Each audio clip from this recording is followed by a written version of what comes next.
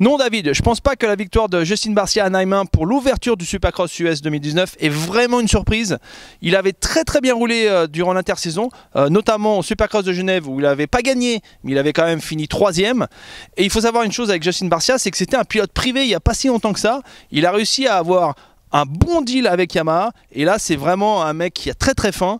Et quand il a vu qu'il pouvait attraper cette victoire, il l'a pas lâché.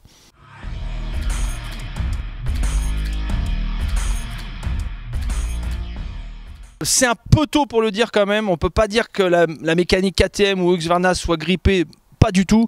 Faut pas oublier que c'est la première course de la saison, il a fait un temps de merde on peut le dire, il a beaucoup plu, il y avait de la boue.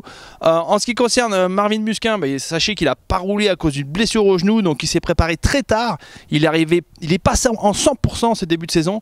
Quant à Jason Anderson, le tenant du titre, c'est un peu la surprise, on ne sait pas ce qui s'est passé, on a essayé de savoir, mais c'était une soirée sans pour Jason Anderson, mais encore une fois, mécanique grippée, c'est encore beaucoup trop pour le dire.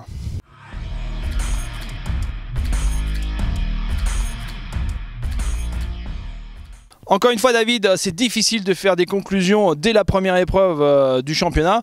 Effectivement, les Yamaha ont fait un carton plein, mais il faut remettre les choses en perspective. Non seulement en 450, Justin Barcia n'avait pas gagné un Supercross dans la catégorie Rennes depuis 2013. Donc depuis le Supercross de Seattle. Et Yamaha n'avait pas gagné depuis 7 ans, depuis 2012. Donc faut mettre les choses en perspective.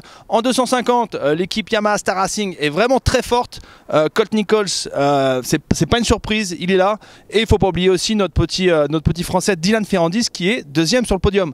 Donc les Yamaha, attention, c'est bien parti, mais il ne faut pas faire de conclusion.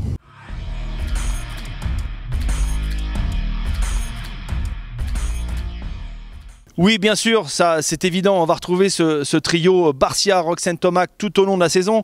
Mais encore une fois, je vais me répéter, je l'ai dit sur les questions précédentes, à Nijmegen, c'était quand même des conditions très difficiles. Il a plu, il y avait de la boue, c'était très glissant. Et dans ces conditions, tout peut arriver. Donc oui, le trio va être là, mais il faut absolument rajouter sur les courses à venir un Marvin Musquin qui va monter en puissance. N'oubliez pas Dean Wilson qui a fait un super début de finale mais qui n'a pas été jusqu'au bout, donc lui aussi va être là.